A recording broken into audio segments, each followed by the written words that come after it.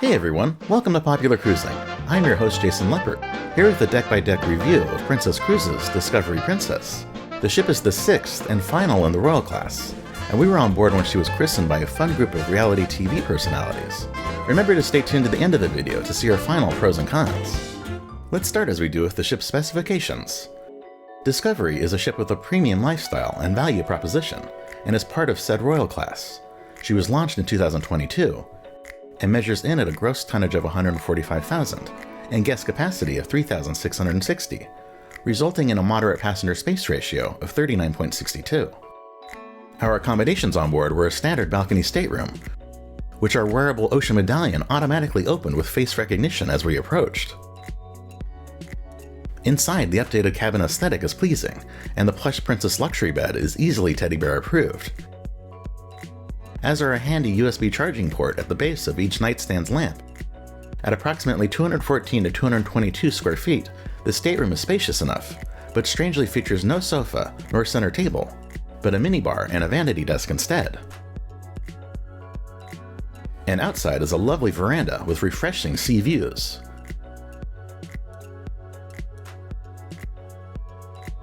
While a walk-in closet is nice, it displaces quite a bit of room from the rest of the living area, not to mention the bathroom, which despite having convenient hooks, is far too small for a premium ship. Especially its compact shower with flimsy curtain. For a truly premium experience, other available amenities include approximately 1,873 square foot sky suites, with a very nice entry dining vestibule and living area that branches out to 2 separate bedrooms and bathrooms, which are both spacious and luxurious.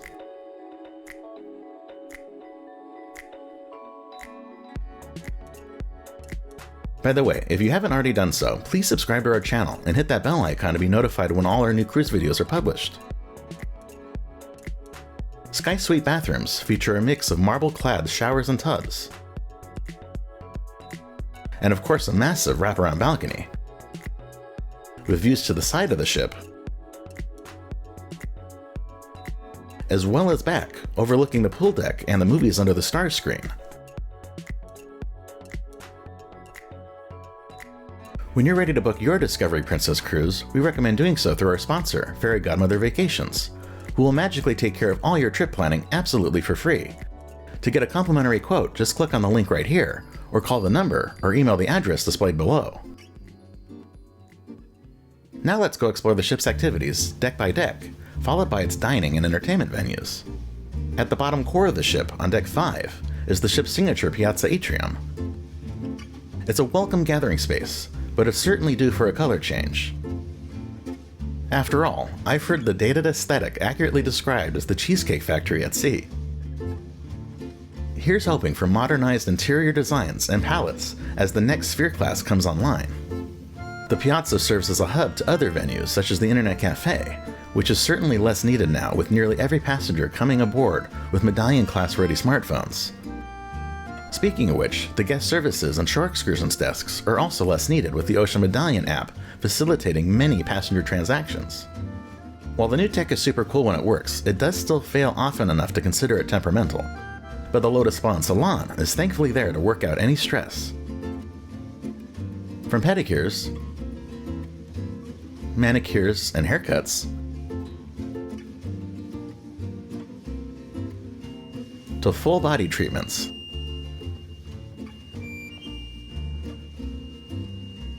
like all kinds of massages.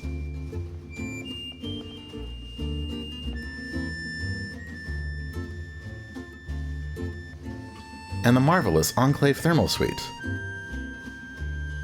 complete with a thalassotherapy pool, several heated tile loungers, steam rooms, sublime experience showers,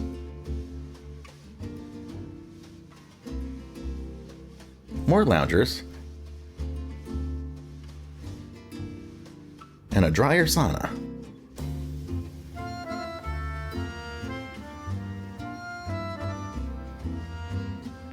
Just upstairs on Deck 6 is the antithesis of the spa at the decidedly unhealthy Churchill Cigar Lounge. Surely a venue that is well past its prime on cruise ships. Meanwhile, the casino is mostly non-smoking.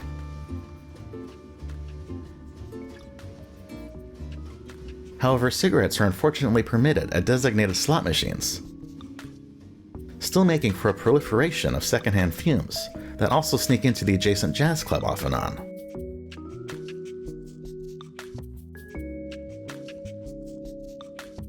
Also on Deck 6 is the future cruise planning office and Captain's Circle loyalty desk.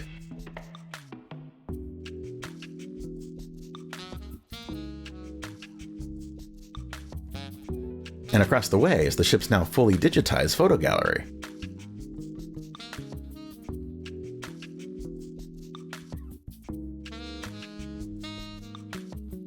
And traditional fine arts gallery, displaying and auctioning off generic Park West gallery pieces, since Princess's former unique art program has sadly been retired.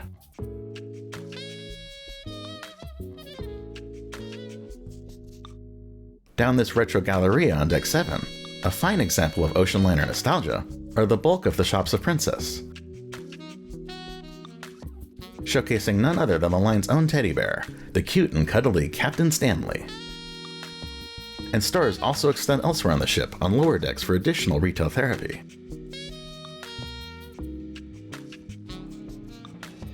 When aforementioned ocean medallion troubleshooting is needed, crew members at Oceanfront can usually iron out wrinkles.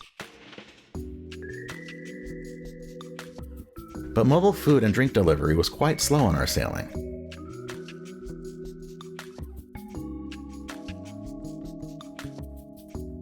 More immediate, though, was the nifty means to use the new Medallion Pay feature at shops and restaurants and ports ashore. Back on board and heading higher to Deck 14 is still the traditional wedding chapel, which can also double as a conference center as needed. Then up on Deck 16 is the pair of sky pools and surrounding whirlpools.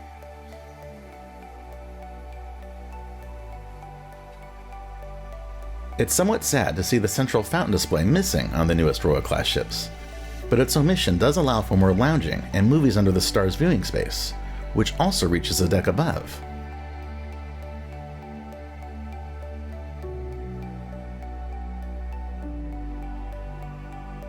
Still present, but less emphasized, is the ship's glass-floored sea walk, now that the open cantilevered portion has since been filled in.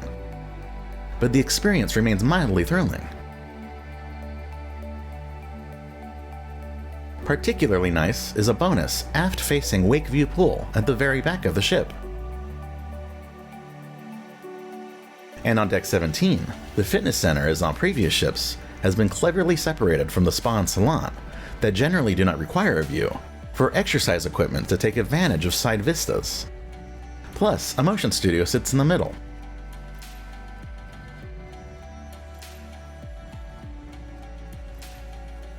If you fancy a portrait sitting, the ship's photo studio is additionally available to schedule a session.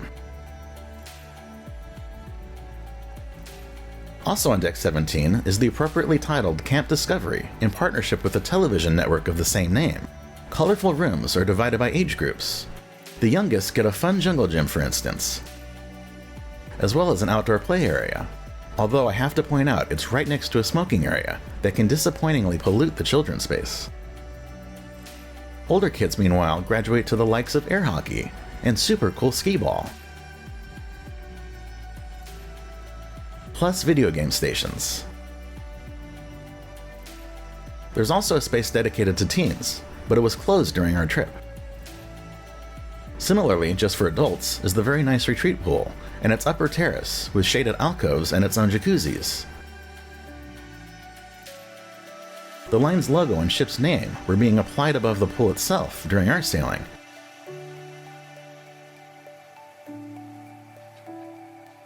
In preparation for its christening celebration, when fashion designer Randy Fanoli, chef Alex Guarnaschelli, special effects designer and fabricator Adam Savage, and real estate broker and flipper Paige Turner officially named the new vessel as its godparents. While I still would rather see a traditional observation lounge publicly available in the space, I must admit the sanctuary overlooking the bow of the ship from Deck 18 sure is a spectacular reservable experience. My wife and I adored our private cabana. Even massages can be booked while here. And shared among the several cabanas is an awesome whirlpool, front and center of it all, with vistas to match. Seen overlooking the back of the ship from deck 18 is a full wraparound jogging track. For getting those steps in, at sea or in port. At destinations like Cabo San Lucas, Mexico.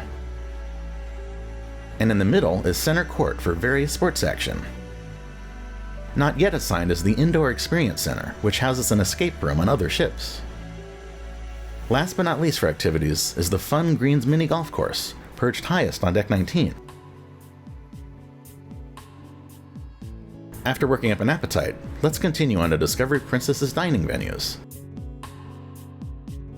Beginning up high and working our way down back at the sanctuary, guests can enjoy refreshing tapas-sized courses and a full tea time service complete with sweet scones, fruit jelly, and clotted cream. One of the ship's complimentary food options on deck 16 around the pool is Slice. For one of two places passengers can partake of Princess's well-known, excellent pizza pies.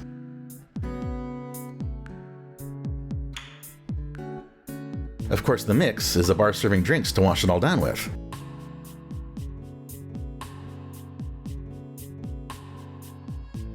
And on the opposite side is the Salty Dog Grill.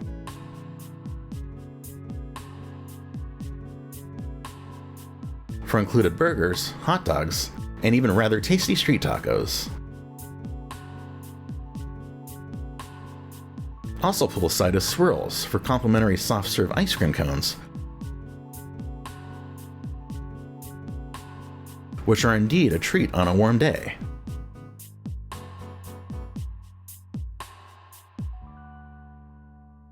And there's an additional sea view bar as yet another watering hole on deck.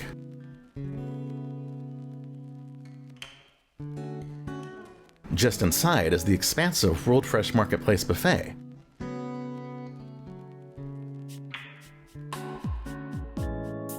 Including a central pastry shop, among many other self-service stations, such as one for kids, as pointed out by our friend Stanley here. Getting our omelets and scrambles accurately made to order was a bit of a challenge, but the results made for a decent breakfast. Finishing off on deck 16 is the extra Wakeview bar, servicing the buffet and its namesake pool. Back downstairs on deck 7 is the Lion's Crown Grill Bar and Specialty Steakhouse. A snazzy Art Deco themed space that is one of the ship's aesthetic wins.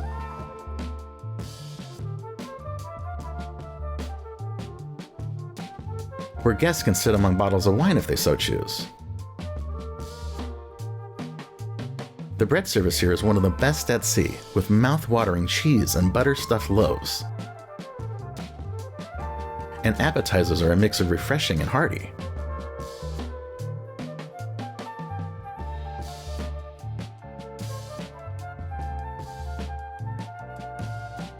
A 16-ounce Kansas City strip and sides make for large portions, and the accompanying salts are pleasing to the palate, but introducing sauces would go a long way. Then the key lime bar was a perfectly tart dessert. Down the way, the Princess Live Cafe services the entertainment venue of the same name, with specialty coffees and more. And this Instagram-worthy wall punctuates its side seating. Similarly wall-adorned is Bistro sur la Mer, another of the ship's extra-cost specialty restaurants for French favorites. Eaten inside or al fresco. Unique olive-shaped cheeses and crunchy starters lead to delicious seafood-centric courses and desserts such as these.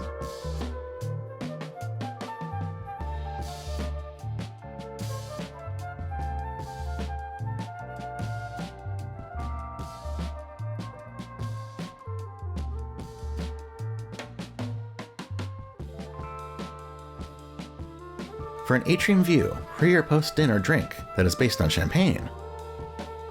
Bellini's has guests covered.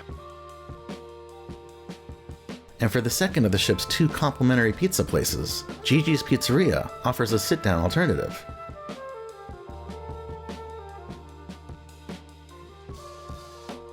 That again can be enjoyed indoors or out.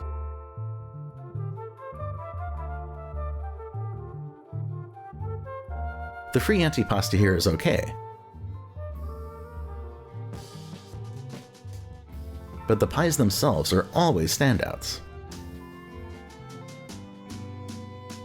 Just down a level on Deck 6 is also the Crooner's Bar for cocktails among classic Las Vegas photography.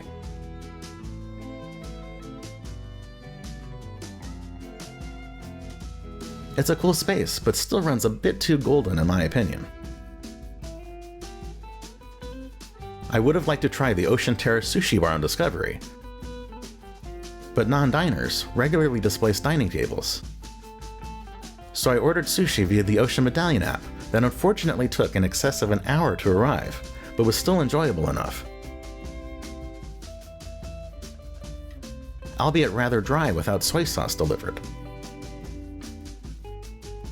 As far as complimentary main restaurants are concerned, there are 3. Starting with the Skagway Dining Room and its neat wine cellar table. The Ketchikan Dining Room at the Stern comparably features the chef's table Lumiere.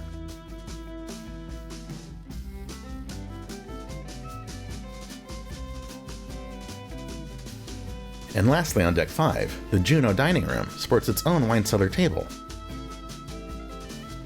And plenty of other seats to go around. Here's where we had the most mediocre meal on board, with disappointing appetizers. Save for a well-prepared fettuccine alfredo. And also bland entrees. But the dessert wasn't half bad. Or for a premium variety, there's always gelato.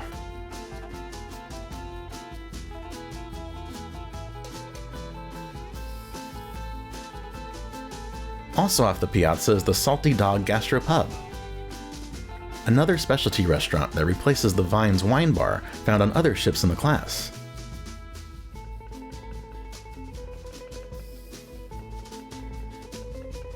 Here, we very much enjoyed the breadstick service.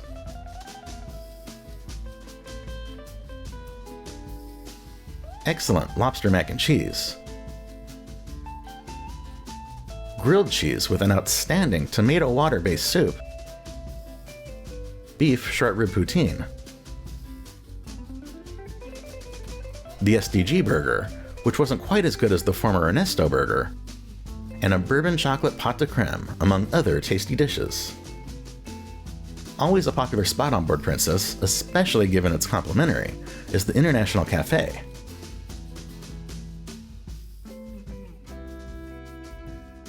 Tempting baked goods, straight from the oven no less.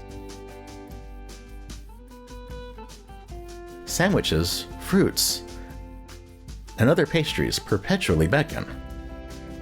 And if you're looking for a more premium alternative, you can always order a massive champagne breakfast variety right to your stateroom or suite. Our all-time favorite watering hole on board is Good Spirits at Sea. Specialty cocktails here are creatively inspired by the destinations Princess sails to. Featuring cool live and video presentations about their origins and ingredients, with recipes that are also described in details on placeholder cards. Lastly, on Deck 5, and probably showcasing the direction I'd most like to see Princess head as far as both decor and dining are concerned, is the line's freshest take on Sabatini's Italian Trattoria. The interior design is the perfect balance of old school and new school Princess that is still sharp and contemporary. And the food is just as impressive. Again, the line's bread service is incredibly good, as is another standout soup.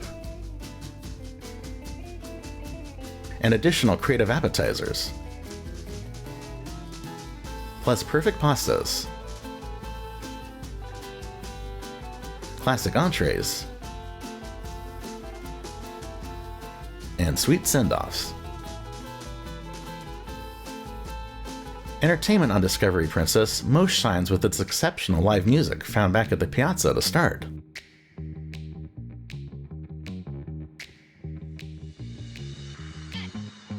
From ace combos,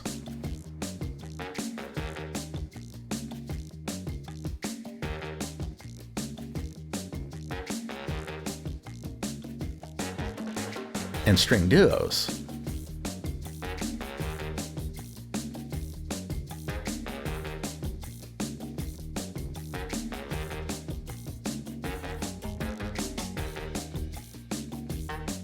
to the awesome jazz sets of Take 5. Yet another great bar with bespoke cocktails. Besides its signature entertainment in the evening.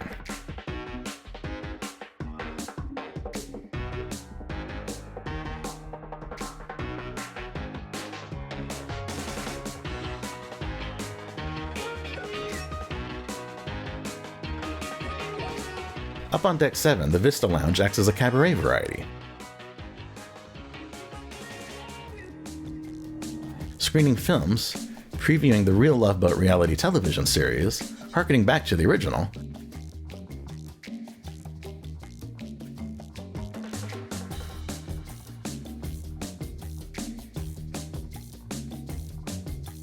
and occasionally staging high-energy dance and vocal performances.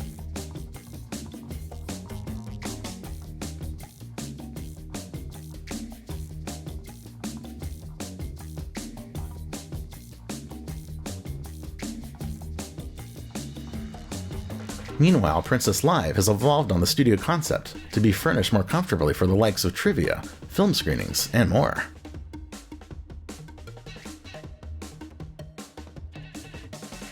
And the Princess Theater is the main venue for production shows.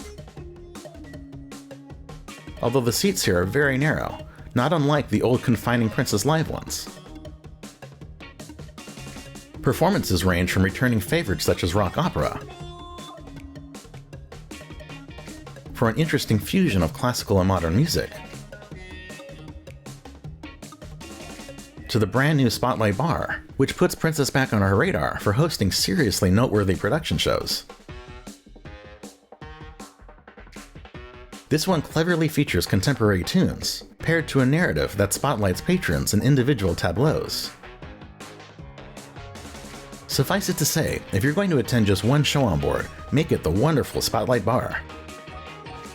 And don't forget, high up on the ship on Deck 18 is the giant Movies Under the Stars screen for cinephiles to enjoy films al fresco.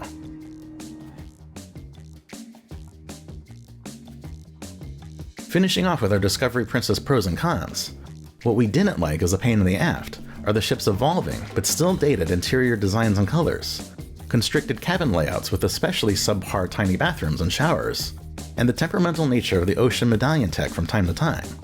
But what we loved, and can take a bow, include the otherwise cool ocean medallion tech when it works as intended, generally excellent food and drinks despite some shortcomings, and great live music and the new stage show. Thanks so much for watching. If you would, as it really does help support us, please like this video with a thumbs up and subscribe to our channel, while hitting that bell icon to be notified of new videos. Watch our other ones and visit popularcruising.com.